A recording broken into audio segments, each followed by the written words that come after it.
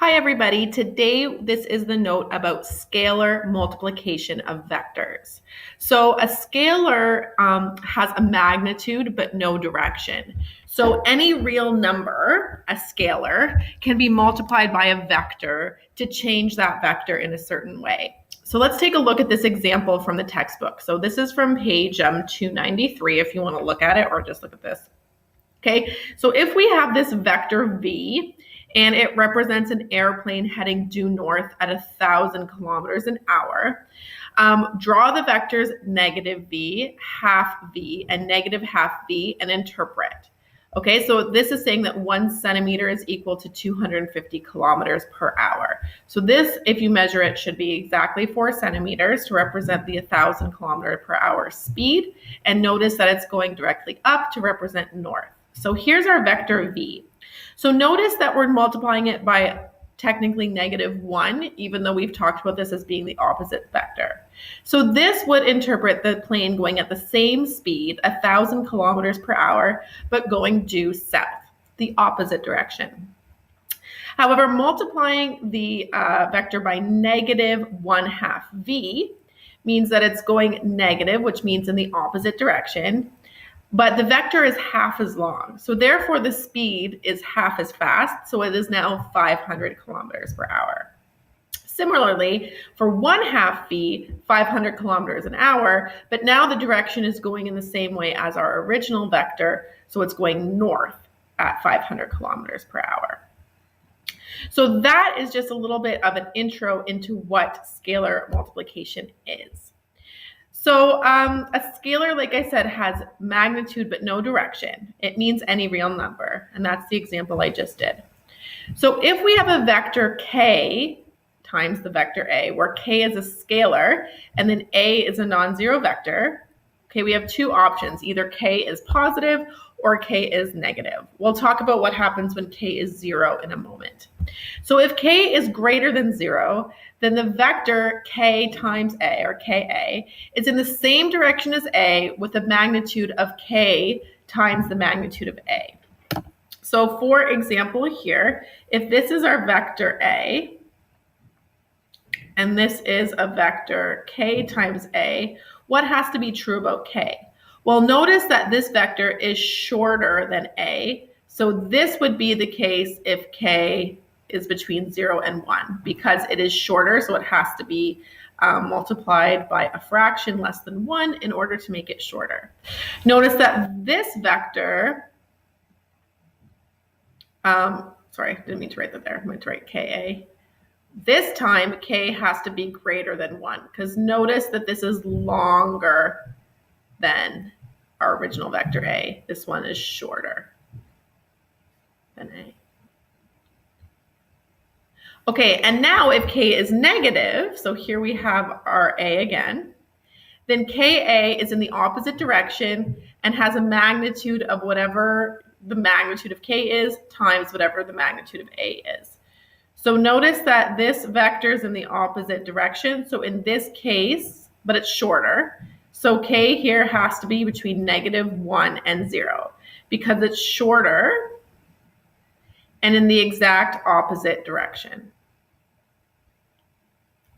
Okay, in this case, ka would have a k value of less than -1 because it's longer and in the opposite direction.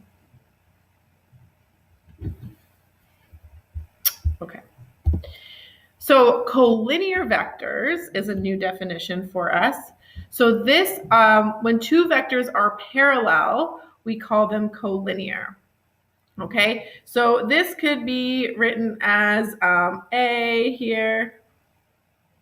This could be written as -2/3 a. And this could be written as, I don't know, 4/3 a.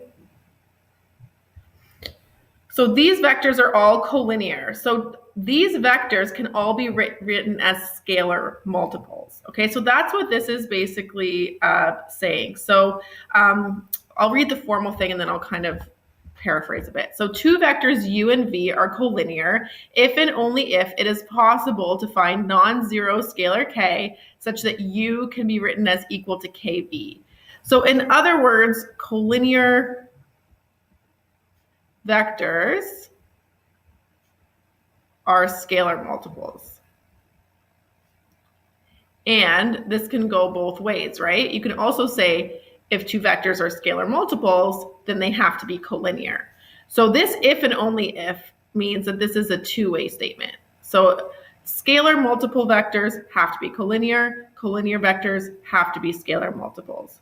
So they are collinear, which means parallel, if they can be written in this way.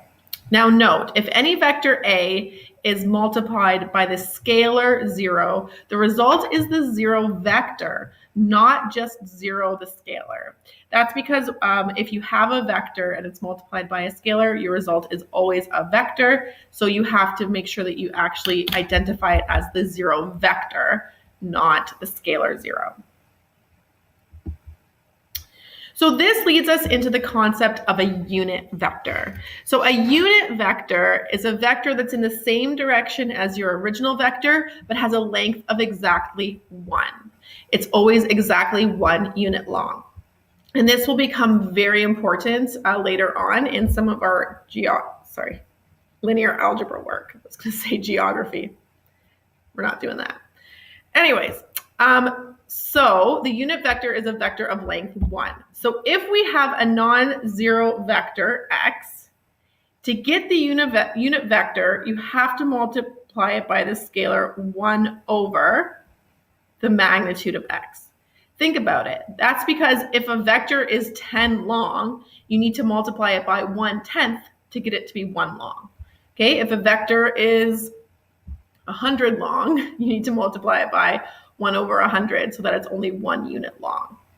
So the unit vector is written as 1 over absolute value of x, magnitude of x, times x.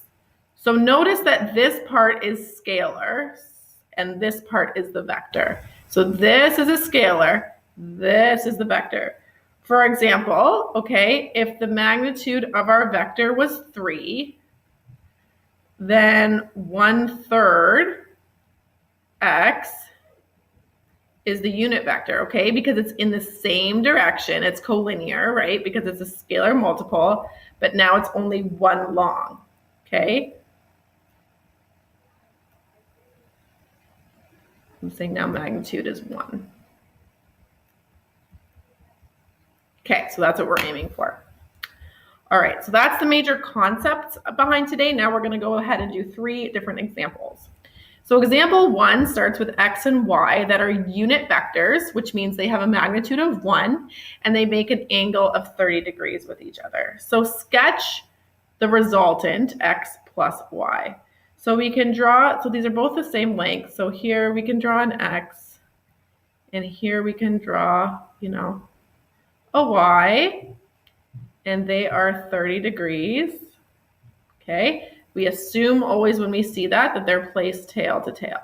So now we can complete the parallelogram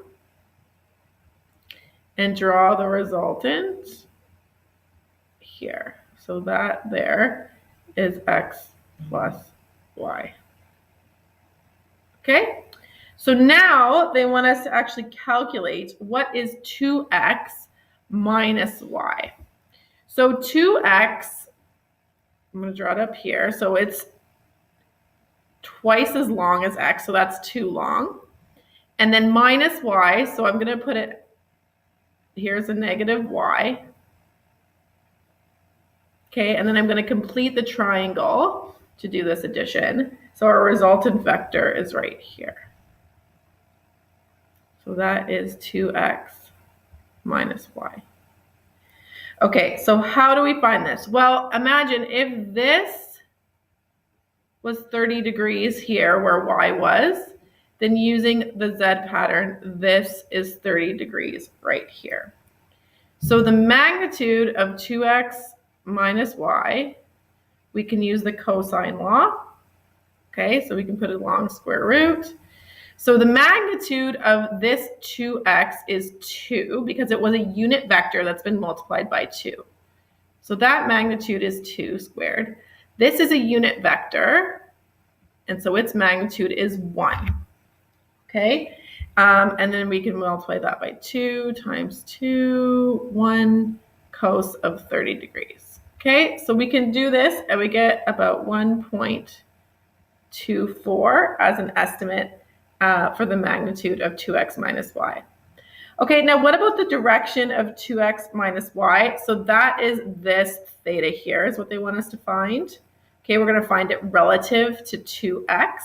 So we can use the sine law. So sine of theta over its opposite, which is 1 long, because it's a unit vector, equals sine of 30 degrees over the magnitude we just found, which is 1.24. So if you go and solve this, you get that theta is equal to 23.8 degrees. Okay, so we can state the direction relative to a landmark. Okay, we can't just write that theta is that. We actually have to say what it is relative to. So we can say, therefore, 23.8 degrees clockwise from x. Okay, or we could say south 66.2 degrees east, if this was a situation where we knew this was going exactly east and then that was in relation to that. But that is only really dependent on word problems where we know direction. I'm just giving you an example. Okay, all right.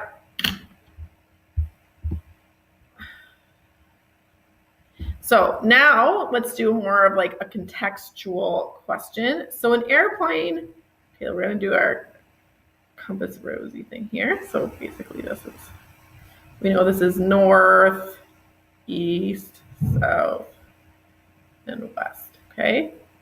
So an airplane flies north 30 degrees east. So that means we go north and then 30 degrees east, and we can represent it here. So we know this is 30 degrees here, and that's our vector v.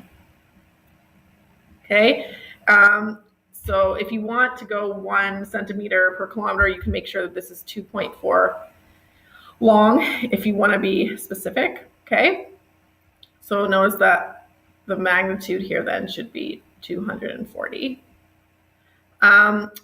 So sketch v and then sketch negative a third v. So negative a third v is going in the opposite direction and is a third as long.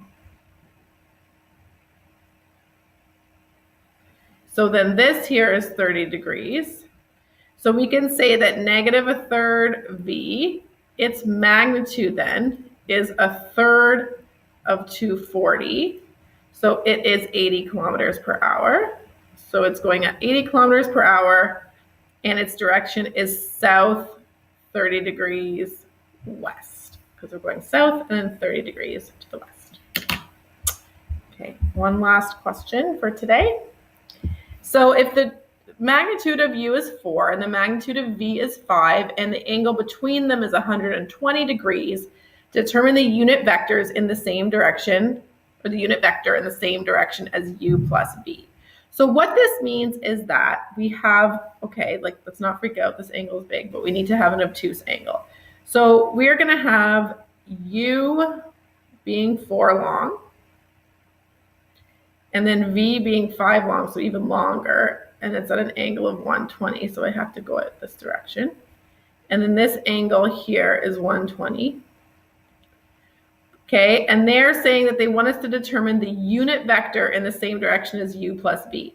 So that means we need to find u plus v, find its magnitude, and then just multiply u plus v times 1 over that magnitude so that our unit vector is only 1 long. So we have to find the magnitude of u plus v so we know what to multiply it by. Okay? So here is our parallelogram law, poorly drawn. Okay, here's u plus v. And this is 60 degrees here, okay, because they are supplementary. So if you go ahead and find the magnitude of u plus v, I'm assuming you know how to do that at this point. It is root 21. Okay, so therefore the unit vector in the same direction would just be 1 over root 21 bracket u plus v. And if you want, you can simplify this to 1 over root 21 u plus 1 over root 21 v. I find either of these acceptable in terms of how the question is worded. As long as you understand these are both acceptable responses. Okay, so thanks for watching, guys. Hope you learned lots.